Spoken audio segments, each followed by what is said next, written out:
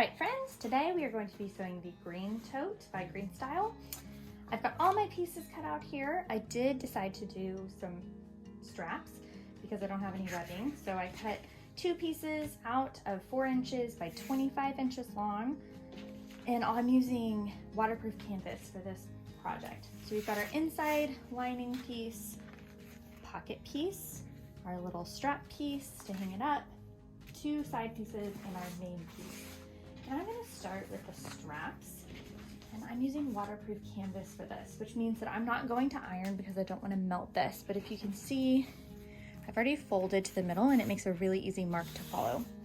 So with your straps, you'll fold them hot dog style and then either iron them, or with my waterproof canvas, I can just press a crease here.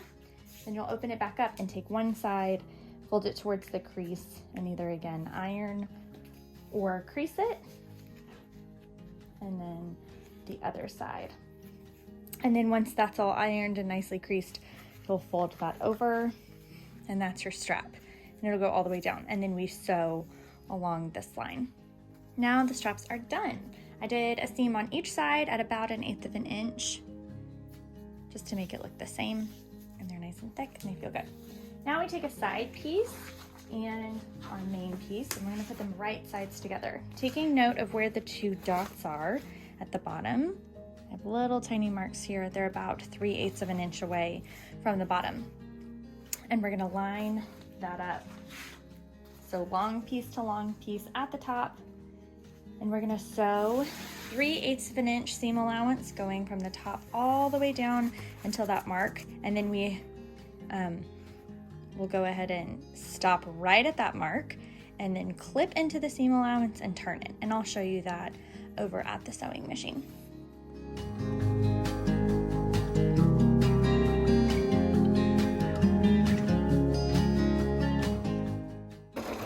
Now once I reach that mark,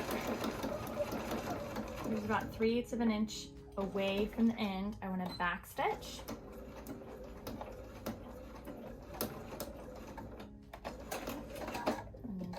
Threads, and you can see it's a little bit away, and then I'm going to take some clippers and clip right into that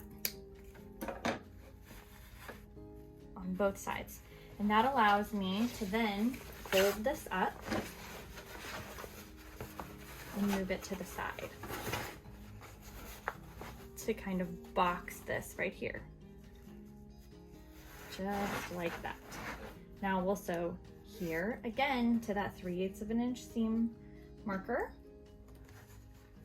and then we'll do it again, and that helps create the bottom of this box. Now we're going to insert our needle right here where it stopped last time, so that seam just continues. So we drop our needle as close as we can to where it stopped, and then we sew.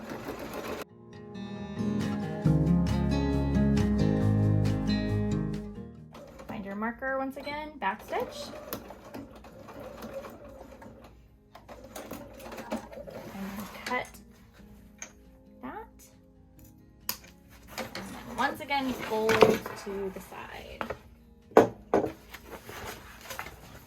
So we rotate this top side piece 90 degrees, and that cut side, you'll see what it does is it splits that corner so that this is able to move much more freely.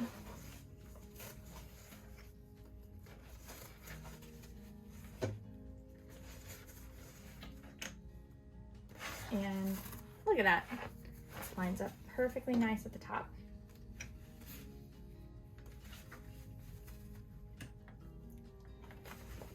Once again, we just insert our needle to right where it ended last time.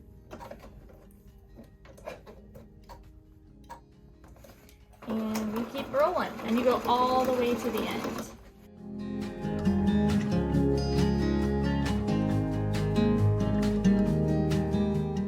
Now you'll see what we have is one boxed side, just like that. Now we're going to do it to the other side as well. So just repeat on the other side, and then what you'll want to do is, if you have fraying edges, you can go ahead and serge or zigzag along this stitch to make sure it doesn't fray.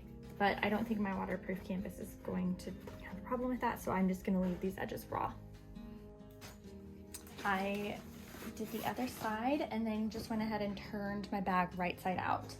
Now we're going to go ahead and baste on our straps. You can barely see my basting lines, but you want right sides to right sides, and you'll baste that right there, and then making sure that this is straight, you'll baste this one to the other side. So you should end up with something like this. And then if you wanted a hanging hook, we'll put that together just like we did with the straps at the beginning. We fold down the middle, hot dog style, and then you fold each piece down and you loop it, or not loop it, but to make the loop, you fold it over and then over once again. And that makes your teeny tiny little loop piece. And you can probably sew just one. And then you'll also go ahead and once that's all sewn together, you'll baste that right in the middle, right here. So it makes a little tiny loop. So I'm gonna go ahead and go do that, baste all my pieces, and then we'll come back here to see how to finish this up. Now, my handles and my hanging hook are basted on. Just a little tiny stitch up there to hold those together. And we get to work on the rest of it. So now we have this internal lining piece, and we are going to stitch the long edges together at the short end. So right here, we'll stitch with a 3/8 of an inch seam allowance.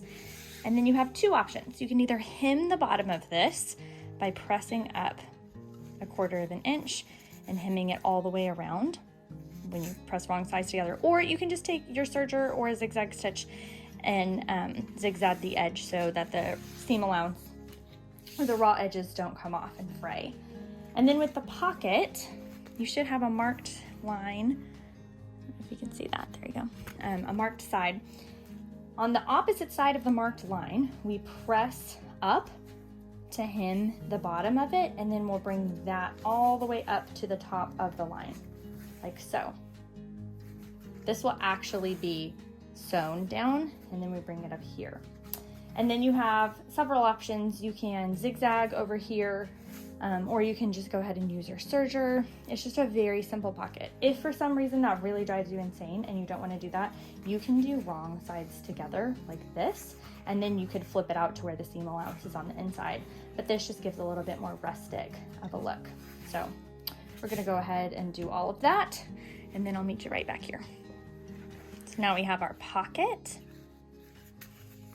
which looks just like that. I just serged the edges, and then our lining piece is serged at the bottom, stitched at the sides, and we will press this open. Now, we take this and right sides together, we slip this lining over the top of the bag and pin together around the whole circumference of the top of the bag. It'll line up just about perfectly. And then we stitch all around the top of the bag with 3/8 inch seam allowance. This is what it'll look like once your top band is sewn on. Now we flip that up and over and into the bag.